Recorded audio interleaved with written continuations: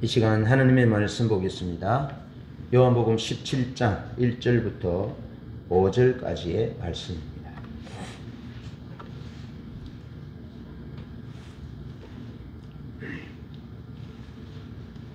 신약성경 요한복음 17장 1절로 5절 말씀입니다.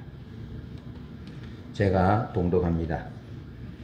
예수께서 이 말씀을 하시고 눈을 들어 하늘을 우러러 이르시되 아버지여 때가 이르렀사오니 아들을 영화롭게 하사 아들로 아버지를 영화롭게 하게 하옵소서. 아버지께서 아들에게 주신 모든 사람에게 영생을 주게 하시려고 만민을 다스리는 권세를 아들에게 주셨음이로소이다. 영생은 곧 유일하신 참 하나님과 그가 보내신 자 예수 그리스도를 아는 것이니이다. 아버지께서 내게 하라고 주신 일을 내가 이루어 아버지를 이 세상에서 영화롭게 하였사오니 아버지여 창세전에 내가 아버지와 함께 가졌던 영화로서 지금도 아버지와 함께 나를 영화롭게 하옵소서. 아멘. 오늘의 기도는 요한복음 17장에만 나오는 독특한 기도인데 그 기도의 형식은 대제사장으로서의 기도입니다. 그래서 제일 첫 부분은 예수님이 자기 자신을 위해서 기도한 내용이고, 그 다음 두 번째 부분은 주님의 제자들을 위해서 기도했고, 마지막 부분에는 이 땅에 예수 믿는 모든 하나님의 백성들을 위하여 기도한 내용으로서 이 요한복음 17장의 기도를 학자들이 예수님이 대제사장으로서 대제사장적 기도를 드렸다, 그렇게 말씀합니다. 오늘 설교 본문 1절로 5절은 예수님이 자기 자신을 위하여 드린 기도입니다. 그런데 그 내용은 자기 자신을 위하여 드린 기도 같지만 실상은 예수님의 기도는 우리를 위한 기도였습니다. 자기 백성을 위한 기도였습니다. 그래서 오늘은 예수님의 기도에 대해서 말씀을 살펴보면서 은혜를 나누고자 합니다. 그리고 예수님의 기도를 보면서 우리 자신의 존재가 얼마나 소중한 존재인지 깨달을 수 있기를 축복합니다. 첫 번째로 예수님의 기도는 상황이 아니라 자기 자신을 바꾸는 기도였습니다. 그러니까 기도는 하나님을 구하는 것이 기도의 핵심입니다. 하나님을 구한다는 것은 하나님을 알기 위하고 하나님을 사랑하기 위하고 하나님의 영광을 보기를 원하는 것입니다. 그리고 하나님의 목적이 내 목적 되기를 구하는 것입니다. 그래서 하나님을 위해서, 하나님의 목적을 위해서 기꺼이 자신을 내릴 줄 아는, 자기를 내린다는 것은 기꺼이 대가를 지불한다는 거죠. 그 스티그마를 친다는 거죠. 돌아올 수 없는 강을 건너간다는 거죠. 그러면서 하나님의 영광과 하나님의 목적을 위하여 성령의 능력이, 하나님의 능력이, 부활의 권능이 내게 임하기를, 그래서 하나님의 뜻을 온전히 이루어 드리기를 하나님 앞에 우리의 말로서 아뢰는 것, 그 일체를 통틀어서 기도다, 그런 것입니다. 일반적으로 기도는, 사람들이 하는 기도는 자기 목적을 이루기 위하여 이거 해주시고 저거 해주시고 그래서 하나님 앞에 나가는 것, 그것을 기도라고 말합니다. 그런데 그것은 성경적인 기도에 대한 성경적인 정의가 아닙니다. 기도에 대한 성경적인 정의는 하나님을 찾아 나가는 것입니다. 하나님의 목적을 찾아서 나가고 하나님과 하나님의 목적을 위해서 자기 자신을 하나님과 하나님의 목적에 맞추고 자기 자신의 뜻을 철회하고 수정하고 내리는 것이 기도의 정확한 정의입니다. 예수님의 기도는 그런 기도였습니다. 상황을 바꾸어 달라는 기도가 아니라 자기 자신을 바꾸는, 하나님의 뜻에 자기 자신을 바꾸는 기도였다는 거죠. 여러분, 예수님의 삶을 보면 예수님의 삶은 아주 중요한 핵심 때마다 또 늘 일상 가운데 예수님은 하나님께 기도했습니다. 그리고 하나님의 음성을 들었습니다. 주님이 요단강에서 세례를 받고 올라오실 때 성령이 비둘기같이 내리시면서 이는 내 사랑하는 아들이요 내가 그를 기뻐한다. 그런 음성을 듣습니다. 뿐만 아니고 마태복음 17장 변화산에서 베드로, 야고보, 요한과 함께 변화산에 올라갔을 때 세례를 받는 것은 하나님의 사역을 위한 첫 단추라 할 수 있고 그 다음에 변화산에서는 하나님의 사역을 이제 종결짓기 위한 마지막 단추라고 말할 수 있습니다. 마지막 단추를 잠그기 전이라 그렇게 말할 수 있습니다. 그래서 세례받을 때 사역을 시작할 때 하늘로부터 하나님의 음성을 듣습니다. 그리고 사역을 마무리할 부분 마태복음 17장 변화산에서 여전히 하나님의 음성을 듣습니다. 이는 내 사랑하는 아들이요 내 기뻐하는 자니 너희는 저의 목소리를 들으라. 너희는 저의 가르침을 들으라. 그렇게 변화산에서 주님의 음성을 들었습니다. 그러면서 예수님은 겟세마네 동산에서 십자가를 앞두고 기도하실 때도 성경의 기록은 하나님의 음성이 들렸다 그렇게 기록은 없지만 그 내용상으로 볼 때 예수님은 겟세마네 동산에서도 하나님의 분명한 기도의 응답을 받고 십자가를 져야 된다는 결론을 내립니다. 십자가를 지는 것이 아버지의 뜻이다, 응답이다라는 결론을 내리고 겟세마네 동산의 기도를 뒤로 십자가를 향하여 걸어 나아갔음을 볼 수 있습니다. 본문에서 보여주는 예수님의 기도는 분명 자기 자신을 하나님의 뜻으로 바꾸는 기도였습니다. 누가복음 22장 41절에 보면 예수님이 겟세마네 동산에서 기도할 때 땀이 떨어지는데 땀방울이 땅에 떨어지는 피처럼 간절히 기도했습니다. 기도하는 내용이 무엇입니까? 아버지, 이 잔이 내게서 지나가게 해 주십시오. 내가 십자가를 지지 않을 수 있다면 이 십자가를 지지 않게 해 주십시오. 이것이 잔의 의미죠. 그러나 나의 원대로 마시고 아버지의 뜻대로 되기를 원합니다 라고 기도할 때 누가복음 22장 41절은 주의 사자가 예수님을 돕더라 그랬습니다. 하나님의 천사가 예수님을 도왔는데 예수님의 뜻을 이루라고 도운 것이 아닙니다. 단순히 기도하는 예수님이 기도를 더 열심히 하라고 도운 것은 아닙니다. 하늘에서 하나님의 음성이 들린 것은 그저 우리의 어떤 마음과 정신을 황홀하게 만든다든지 이상하게 어떤 그것으로 만족하기 위해서 주시는 것이 아니라 하나님의 목적을 위해서 하나님의 목적을 이루도록 하나님이 음성을 주시고 응답을 주시고 천사를 보내셔서 도우셨다. 주님이 겟세마네 동산에서 기도할 때 제자들은 저기서 자고 있었고 그 누구도 예수님을 돕는 이는 없었으나 하나님 아버지께서 천사를 보내어서 자기의 사자를 보내어서 예수님이 기도하실 때 하나님의 뜻대로 기도하도록 도우셨다. 할렐루야.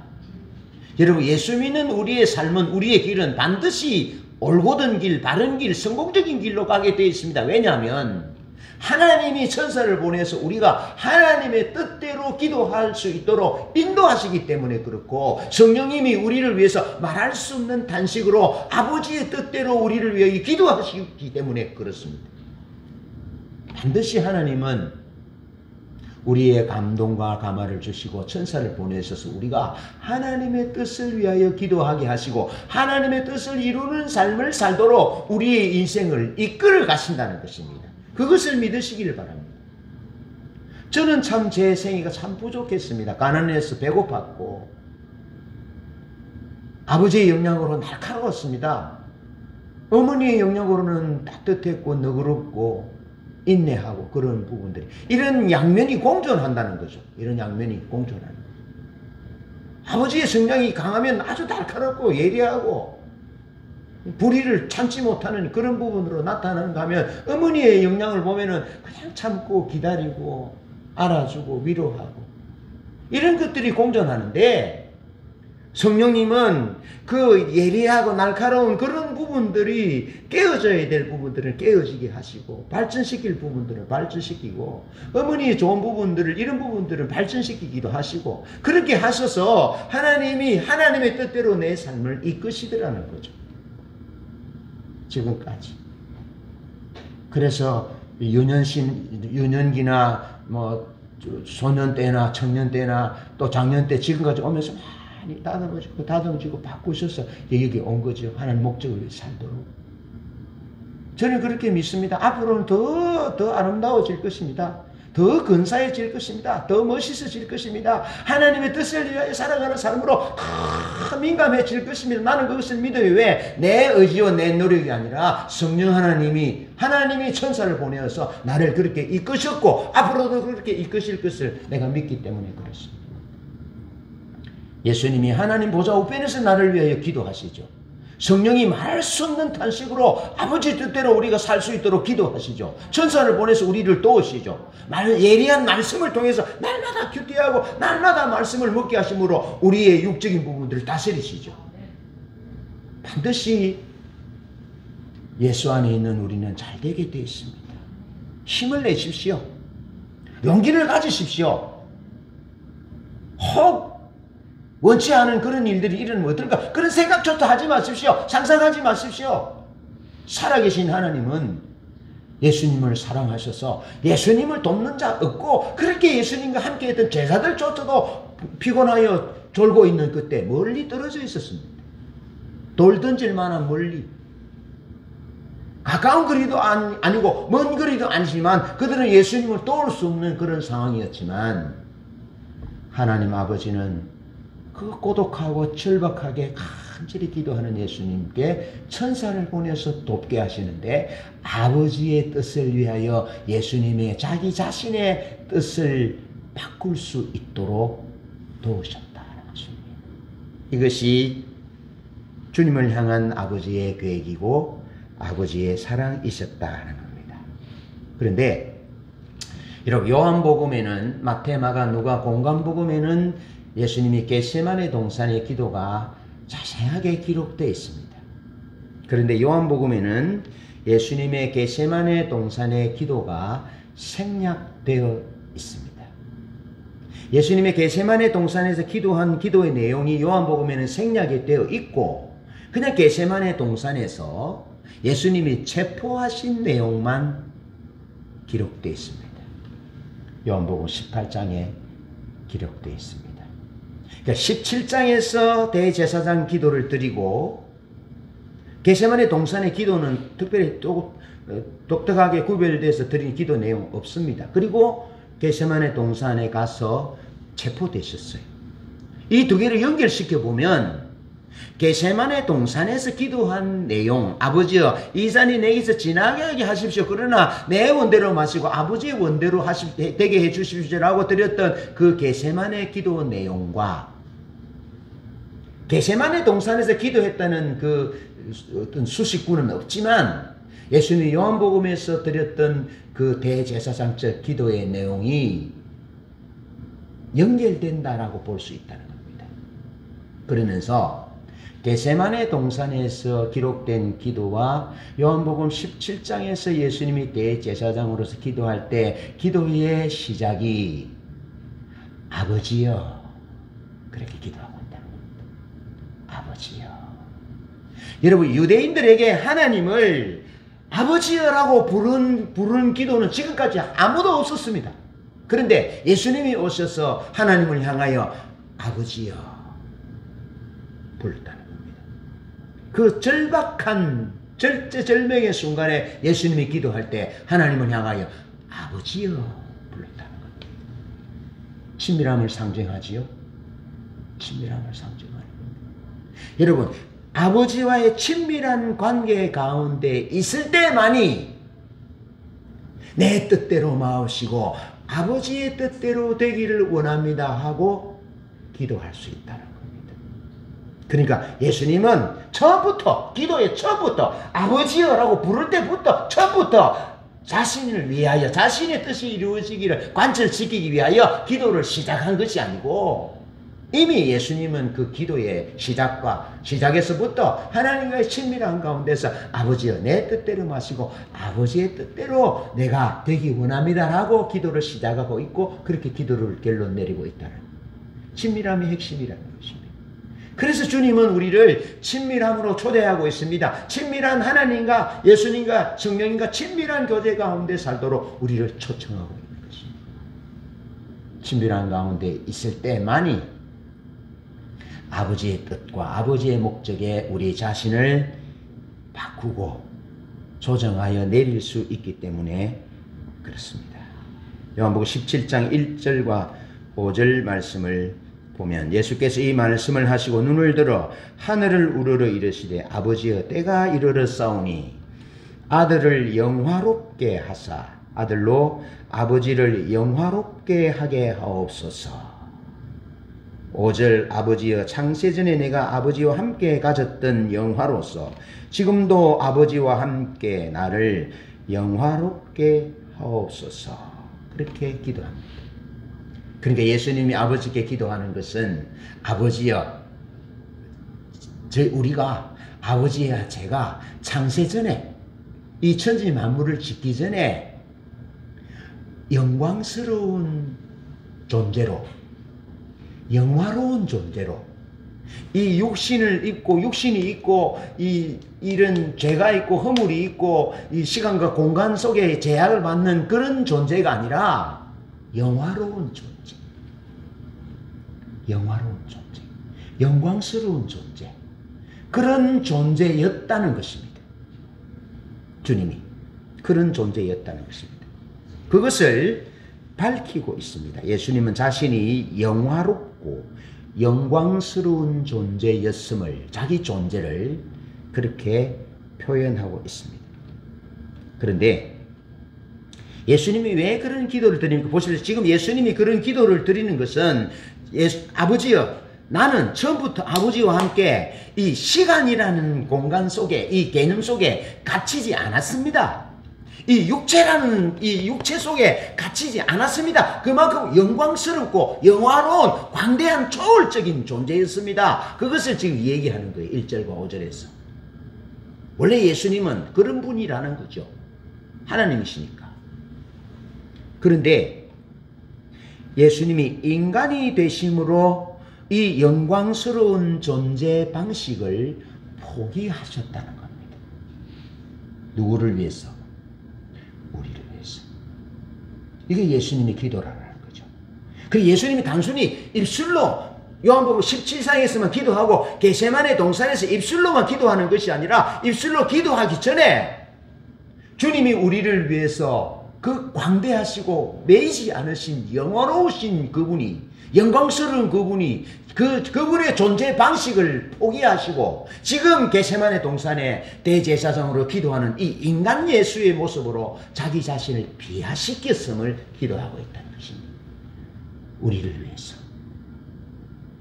죄인된 우리를 위해서, 하나님과 원수된 우리를 위해서 주님이 존재 방식을 포기하셨다는 것이 복음이라는 것입니다. 할렐루야. 그런 존재 방식을 포기하시고 사람의 모습으로 오신 그 첫 탄생이 성탄절이라는 겁니다. 그리고 우리가 어제 예배한 것입니다. 그 사랑이 감격하고 그 은혜가 고맙고 그 영광을 우리에게 주신 것에 대하여 감사해서 하나님 앞에 찬양하며 경배하며 예배 드렸던 것이죠. 그 영광스럽고 영화로우신 분이 우리를 위하여 그 영광스러운 영화로우신 존재 방식을 포기하신 그 하나님의 사랑을 기억하셔야 합니다. 기억하셔야 합니다. 그러면서 예수님은 오늘 본문의 기도를 통해서 다시 한번 자신을 포기합니다. 십자가를 지는 것이 아버지의 뜻이라면 나는 이 잔이 마시기가 너무 고통스러워. 육신이 십자가를 져서 죽는다는 건 너무 고통스럽지만, 그러나 아버지의 뜻이라면 내가 다시 영광스러운 존재의 방식을 포기하는 것이 1차 고통이지만, 또 2차적으로 주님이 육신을 입고 오셨는데 십자가를 지고 죽는 그 둘째의 고통까지도 받아들이고 있는 것입니다. 이것이 예수님의 기도라는 것입니다. 우리를 사랑하셔서 영광스러운 존재 방식을 포기하시고 육을 입으셨고, 그 육신조차도 십자가를 지고 극악한 고통 가운데 우리를 위하여 마지막 최후를 맞이할 것을 수용하는 그 예수 그리스도의 사랑을 기억할 수 있기를 바랍니다. 잊지 마셔야 합니다. 예수님의 기도는 하나님 아버지가 원하는 것이 곧 자기 자신이 원하는 것이 되기까지 씨름한 기도였습니다. 주님은 영광스럽고 영원한 존재 방식을 포기하셨고, 또 자기 자신을 아버지께 내어드렸고, 십자가로 향하여 걸음을 내딛기 시작하셨다 하는 겁니다. 그것이 상황이 아니라 자기 자신을 바꾸는 기도였고 예수님의 삶이었다는 겁니다. 우리를 사랑하셔서 우리를 구원하시기 위해서, 우리를 영광스럽고 영화로운 존재로 변화시키시기 위해서 그렇게 하셨다는 것입니다. 두 번째로 예수님의 기도는 자신을 영화롭게 해달라는 기도였습니다. 자기 자신이 처음에 아버지와 가졌던 그 영광, 그 영화로운 모습으로 다시 회복시켜 달라고 기도하고 있습니다. 회복시켜 달라고. 그런데 예수님이 세례를 받을 때나 베나산이나 겟세마네 동산에서 음성을 들을 때 자기 목적을 위해서 음성을 들은 것이 아니고 하나님의 목적을 위해서 하나님의 음성과 응답을 받았어요. 그렇다면 예수님이 자기 자신을 영화롭게 해달라는 기도조차도 하나님의 목적을 위해서 자기를 영화롭게 해달라는 거예요. 하나님의 목적을 위해서. 하나님의 목적은 무엇입니까? 그것은 우리가 영화롭게 되는 것입니다. 죄인 우리가 예수의 피로 깨끗이 씻어져서 영화롭게 되는 것입니다. 우리가 구원받는 것입니다. 그러니까 예수님이 자신을 영화롭게 해달라고 드린 기도는 우리를 위한 기도였다는 것입니다. 우리를 예수님처럼 영광스러운 존재로, 영화로운 존재로 변화시키기 위해서 드린 기도였다는 것입니다. 요한복음 17장 1절 2절 제가 조금 전에 읽었지요.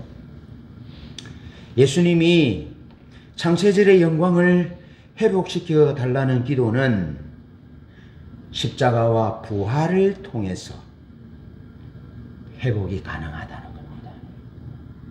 그러니까 예수님이 부활을 통해서 이 창세전에 있었던 그 영광을 회복시켜 달라는 것은 자기 자신이 죽어야만 부활하니까 부활만 강조하는 것이 아니라 자기를 부활시켜 주심으로 나를 영화롭게 해달라는 그 기도 속에는 자기 자신이 십자가를 기꺼이 지겠다는 내용이 함축하고 있다는 겁니다. 이 권세는 십자가의 죽음과 자기를 내어줌으로써 얻어지는 권세입니다. 십자가 없는 영광은 부활은 없지요. 그래서 자기 자신을 십자가에 내어드림으로 얻어지는 권세. 이 권세는 부활을 통하여 믿는 자들에게 영생을 줄 수 있는 권세를 말합니다. 주님이 십자가를 통해서 죽으시고 하나님 아버지와 성령의 능력에 의해서 부활하심으로 부활의 첫 열매가 되니까 그를 따르고 그를 믿는 자들에게 부활의 권능을 주는 겁니다. 그리고 부활하신 몸은 무엇입니까? 무엇을 의미합니까? 부활하신 몸은 영화로운 몸을 의미합니다. 영화로운 몸.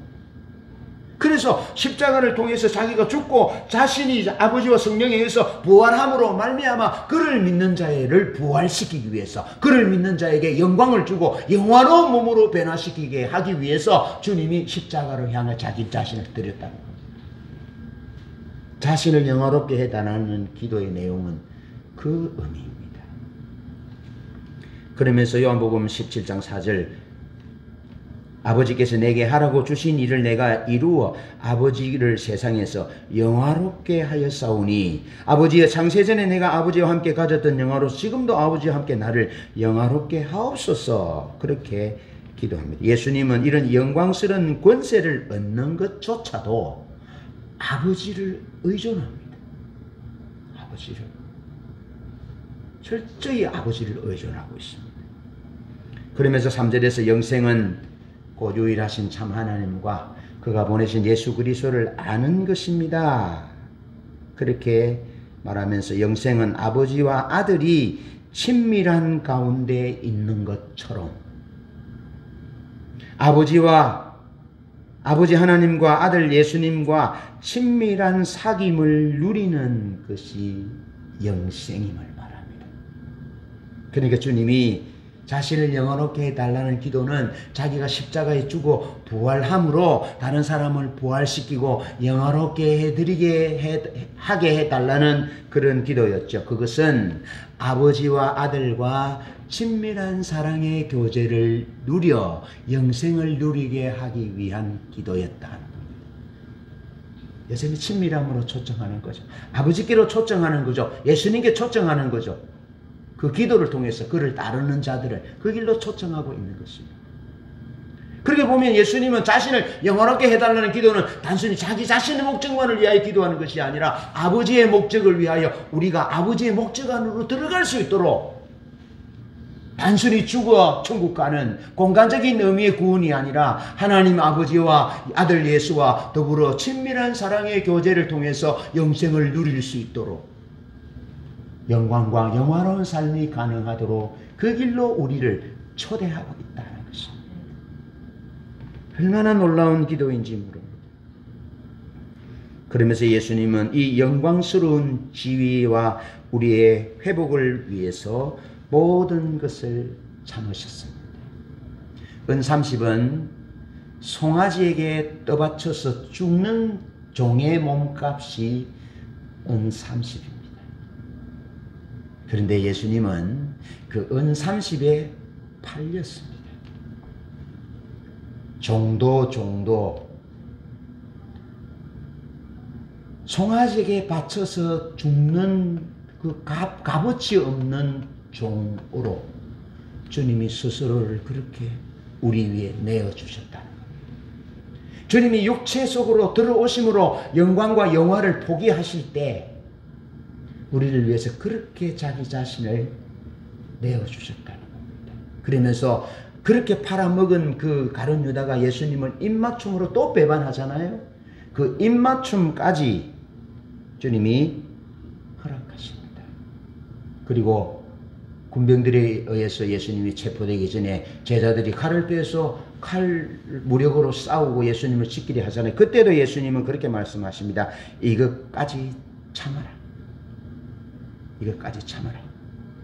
이것까지 참아라. 그렇게 말씀하시고 그 다음에 12군단도 되는 천사들을 동원할 수 있다. 한 군단은 한 군단의 숫자는 6,000명이거든요. 6,000명. 그리고 12군단이면 72,000입니다. 72,000명이나 되는 천사들을 동원해서 그 물리칠 수 있는데 천사 한 사람만 보내도 그거 다 물리칠 수 있습니다. 그런데 72,000이나 되는 12군단이 되는 그 천사들을 동원할 수 있는 능력까지도 우리를 영화롭게 영광스럽고 영화로운 존재로 아버지의 친밀한 아들과 친밀한 사랑의 교제를 통해서 영생을 누릴 수 있게 하실 목적으로 그것들을 다 포기하셨다는 것입니다. 우발적으로 포기하신 것이 아니라 주님이 이미 겟세마네 동산에서 기도하실 때 이미 대제사장으로 기도하실 때 그것들을 다 내려놓고 포기하셨다는 것입니다.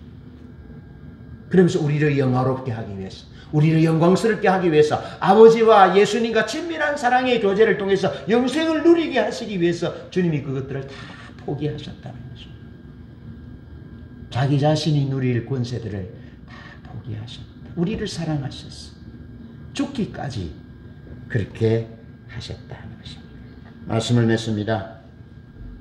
예수님은 십자가와 부활로 자신이 영화롭게 되는 것과 자기를 믿는 신자들에게 영생을 주는 권세를 얻는 것까지도 철저하게 아버지를 의탁했습니다. 여러분, 이해할 수 없는 고통스러운 현실을 만날 때 우리 구주 예수께서 그 영광을 포기하시고 그 영화를 포기하시고 고난을 받으셨다는 사실을 기억하셔야 합니다. 견디기 힘든 십자가를 버티게 한 것은 다름이 아닌 우리들 자신들 때문이었습니다. 죄로 점철되어 얼룩되어 죽을 수밖에 없는 우리, 하나님과 단절된 우리들을 구원하셔서 영광스럽게 하시고 영화롭게 하시고 아버지와 아들과 친밀한 교제를 통해서 영생을 누리게 하시기 위해서 주님이 십자가의 그 극악한 고통을 견디셨다 하는 것입니다. 우리를 위해서, 저와 여러분을 영화롭게 하기 위해서 견디셨다 하는 것입니다. 우리를 사랑하시기에 십자가의 고통을 견디셨음을 기억해야 합니다. 여러분은 주님이 십자가를 지고 죽을 만한 가치 있는 존재입니다. 이것이 주님이 기도한 이유입니다. 주님의 기도를 기억하며 주님이 허락하신 영광스럽고 영화로운 그 삶의 특권을 누리고 예수님처럼 아버지의 뜻을 위해서 자기 뜻을, 자기의 주장을 내리는, 자기를 바꾸는 진실로 진정한 기도의 용사들이 되시기를 주님의 이름으로 축복합니다.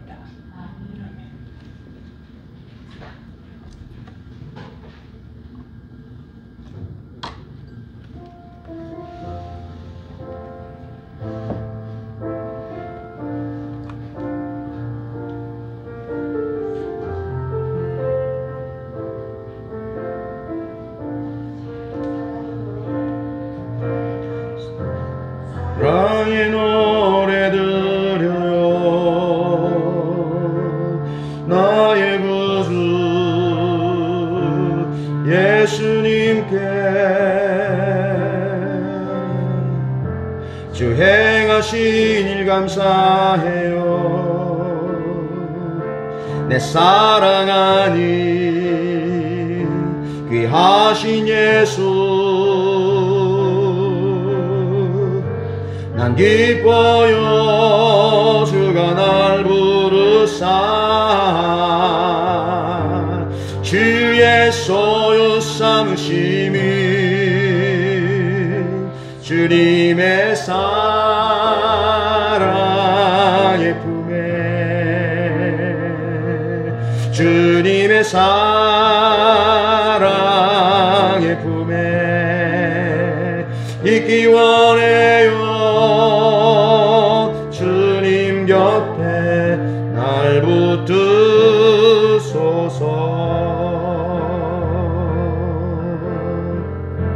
사랑의 노래 드려요 나의 구주 예수님께 주 행하신 일 감사해요 내 사랑하니 귀하신 예수 난 기뻐요 주가 날 부르사 주의 소유 삼으심은 주님의 사랑의 품에 주님의 사랑의 품에 있기 원해요 주님 곁에 날 붙드소서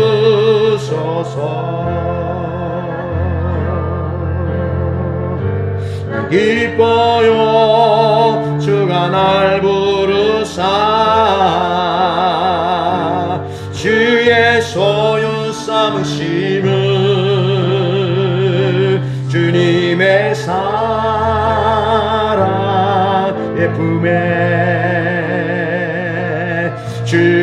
사랑의 품에 있기 원해요. 주님 곁에 주님 곁에 더 가까이 주님 곁에 잠잠하게 날 붙들고